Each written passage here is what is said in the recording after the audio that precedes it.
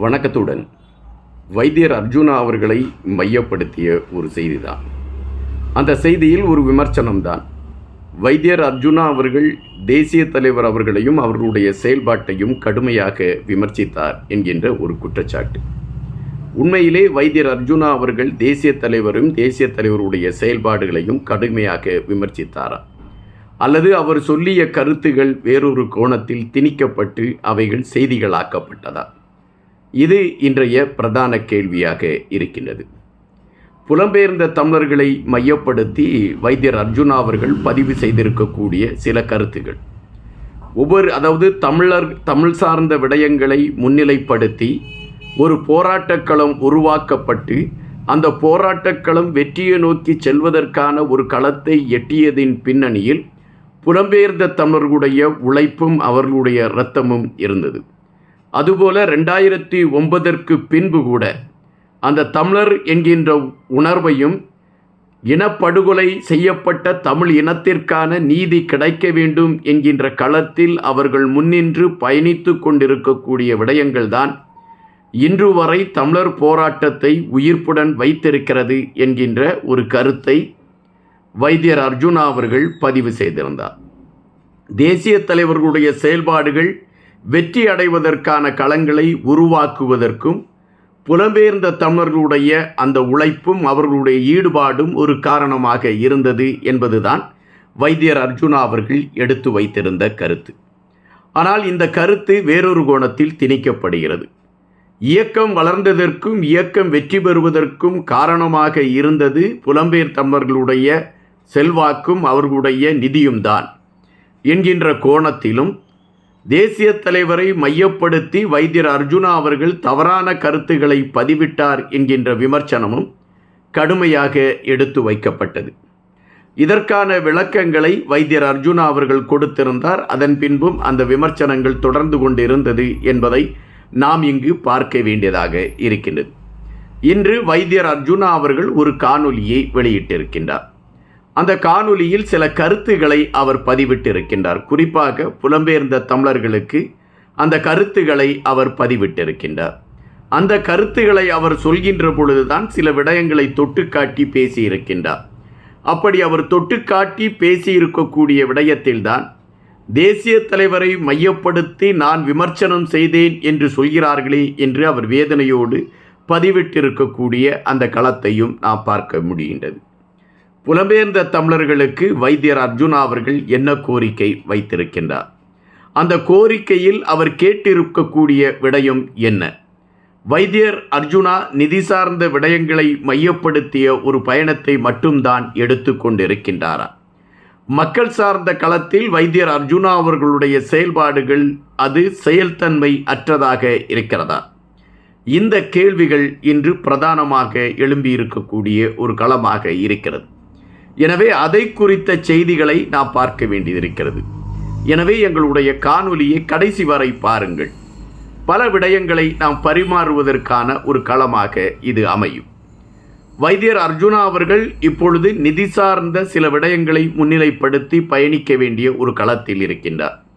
ஒன்று உள்ளூராட்சி தேர்தல், இன்னொன்று வழக்கு, அதுபோல கட்சி சார்ந்த நடவடிக்கைகளை முன்னிலைப்படுத்துவதற்கும் நிதி சார்ந்த விடயங்கள் அவருக்கு தேவைப்படுகின்றது. எனவே புலம்பெயர்ந்த தமிழர்களிடம் ஒரு அவசர கோரிக்கையை வைக்கின்றார். தமிழ் சமூகத்திடம் அல்லது வடக்கு கிழக்கு பகுதியிலே ஒரு போராட்ட நிலை அடைவதற்கும் தமிழர்களுடைய உணர்வுகளை முன்னிலைப்படுத்துவதற்கும் நீங்கள் எடுத்த களம்தான் எங்களுக்கு பல நேரங்களில் வெற்றி களங்களாக அமைந்திருக்கின்றது. தற்பொழுது நாங்கள் அரசியல் களத்தில் நிற்கின்றோம். எங்களுக்கென்று நிதி கொடுப்பதற்கு பெரிய யாரும் உதவி செய்வதில்லை. எனவே புலம்பெயர்ந்த தமிழர்கள்தான் எங்களுக்கான உதவிகளை செய்ய வேண்டும். வழக்கு ஒருபுறம் விரட்டி கொண்டிருக்கின்றது. அதுபோல வேட்பாளர்கள் களத்தில் நிற்கிறார்கள். கட்சி சார்ந்த பணிகளை செயல்படுத்த வேண்டிய ஒரு களம் இருக்கிறது. இதற்கான நிதிகளை திரட்ட வேண்டிய ஒரு சூழலும் இருக்கின்றது. அந்த சூழலின் அடிப்படையில்தான் உங்கள் முன்னால் நான் நிற்க வேண்டிய ஒரு நிலைமையிலே இருக்கின்றேன். தற்பொழுது என்னுடைய வங்கி கணக்கில் 2.5 லட்சத்திற்கு உட்பட்ட ரூபாய்கள் தான் இருக்கின்றன. அதற்கு மேல் எதுவும் இல்லை. இதை வைத்துக்கொண்டு பயணிப்பது என்பது ஏற்புடைய செயலாக இல்லை. எனவே புலம்பெயர்ந்த தமிழர்கள் எங்களுடைய அடுத்த நகர்வுகளுக்கான உதவிகளை செய்வதற்கு அவர்கள் முன்வர வேண்டும். இதை ஒரு அவசர கோரிக்கையாக வைத்து நான் இந்த கருத்தை பதிவிடுகிறேன் என்று வைத்தியர் அர்ஜுனா அவர்கள் பதிவிட்டிருக்கின்றார். உடனடியாக ஒரு சிலர் நினைக்க தோன்றும், புலம்பெயர்ந்த தமிழர்கள் கொடுக்கக்கூடிய நிதிகளை வைத்து கொண்டுதான் வைத்தியர் அர்ஜுனா அவர்கள் இதுபோன்ற செயல்பாடுகளை கையில் எடுத்துக்கொண்டு பயணிக்கிறார் என்ற கருத்துகள் பதிவிட முடியும். ஆனால் ஒரு இயக்கம் அல்லது ஒரு அரசியல் சார்ந்த ஒரு பணிக்குள் பயணிக்கின்ற பொழுது அதற்கான செலவினங்கள் அல்லது அதற்கான செலவுகளை ஏற்கக்கூடிய ஒரு நிலைமை வேண்டும். வைத்தியர் அர்ஜுனா அவர்கள் முன்பு ஒரு மருத்துவமனையில் உயர் அதிகாரியாக இருந்தார். அவருக்கென்று ஒரு பெரும் பணம் அவருக்கு சம்பளமாக வழங்கப்பட்டது. ஆனால் தற்பொழுது உள்ள சூழலில் மக்கள் பணியை அவர் கையில் எடுத்துக்கொண்டு பயணித்து கொண்டிருக்கின்றார். ஒவ்வொரு இடங்களுக்கும் அவர் செல்ல வேண்டியது இருக்கின்றது. மக்கள் படுகின்ற துயர்களை பார்த்து அவர்களுக்கு உதவி செய்ய வேண்டும் என்கின்ற நிலைப்பாட்டை எடுக்க வேண்டிய ஒரு களமும் அவரிடம் இருக்கின்றது. எனவே அதற்காக தன்னுடைய உழைப்பு, தன்னுடைய நேரம், தன்னுடைய பணங்கள் அனைவற்றையுமே அவர் செலவு செய்து பயணிக்க வேண்டிய ஒரு களம் இருக்கின்றது. ஒரு குறிப்பிட்ட கட்டத்திற்கு மேல் செலவு செய்வதற்கான பணம் இல்லாத ஒரு நெருக்கடி ஏற்படுகின்றது. அப்படி நெருக்கடி ஏற்படுகின்ற பட்சத்தில்தான் நிதி சார்ந்த விடயங்களை நோக்கி திரும்ப வேண்டிய ஒரு களத்தை எடுக்க வேண்டிய ஒரு இக்கட்டு ஏற்படுகின்றது. இப்பொழுது வைத்தியர் அர்ஜுனா அவர்களுக்கு அதுபோன்ற ஒரு இக்கட்டு தான்.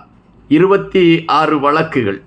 இந்த வழக்குகளுக்கான நீதிமன்றத்திற்கு செல்ல வேண்டிய விடயங்கள், இதற்காக வழக்கறிஞர்கள் நியமிக்க வேண்டிய விடயங்கள், இதனை மையப்படுத்தி நடந்து கொண்டிருக்கக்கூடிய ஒவ்வொரு நகர்வுகளுக்கும் அது சார்ந்த விடயத்தை மையப்படுத்தி பயணிக்க வேண்டிய களங்கள் என ஒட்டுமொத்தமாக ஒரு நிதி தடுமாற்றத்தில் பயணிக்கக்கூடிய ஒரு நிலைமை இருந்து கொண்டிருக்கின்றது. அதிலிருந்து மீண்டு வர வேண்டிய ஒரு களத்தை எடுக்க வேண்டிய ஒரு இக்கட்டும் வைத்தியர் அர்ஜுனாவிற்கு இருக்கிறது. எனவேதான் புலம்பெயர்ந்த தமிழர்களிடம் இதை ஒரு கோரிக்கையாக வைத்திருக்கின்றார். மக்களுக்காக நீங்கள் களத்தில் எங்களை செயல்பட சொல்லி இருக்கின்றீர்கள். ஆனால் நாங்கள் செயல்படுவதற்கான களங்களை நோக்கி ஓடிக்கொண்டிருக்கக்கூடிய சூழலில் எங்களுக்கான நிதி விடயங்களில் நாங்கள் ஒரு சுணக்கத்தை சந்திக்க வேண்டிய ஒரு களம் இருக்கிறது. எனவே நீங்கள் எங்களை கைதூக்கி விடுவீர்கள் என்றால் மக்கள் சார்ந்த விடயங்களை நாங்கள் கையில் எடுத்துக்கொண்டு பயணிப்பதற்கு அது ஒரு களம் அமைக்கும் என்கின்ற ஒரு கருத்தை முன்னிலைப்படுத்தி வைத்தியர் அர்ஜுனா அவர்களுடைய பதிவிட்டிருக்கக்கூடிய கருத்துகள் சிந்திக்க வைக்கின்றது என்பதுதான் நிஜம். வைத்தியர் அர்ஜுனா அவர்கள் தேசிய தலைவரை உள்ளளவு நேசிக்கிறார் என்பதை பல விடயங்களில் நம்மால் பார்க்க முடிகின்றது. அவர் மீது தேசிய தலைவருக்கு எதிரான கருத்துக்களை பதிவிட்டார் என்பது ஒரு இட்டுக்கட்டிய பொய் என்பதையும் இங்கு பறைசாற்ற வேண்டியதாக இருக்கின்றது. நன்றியுடன் என்பார்.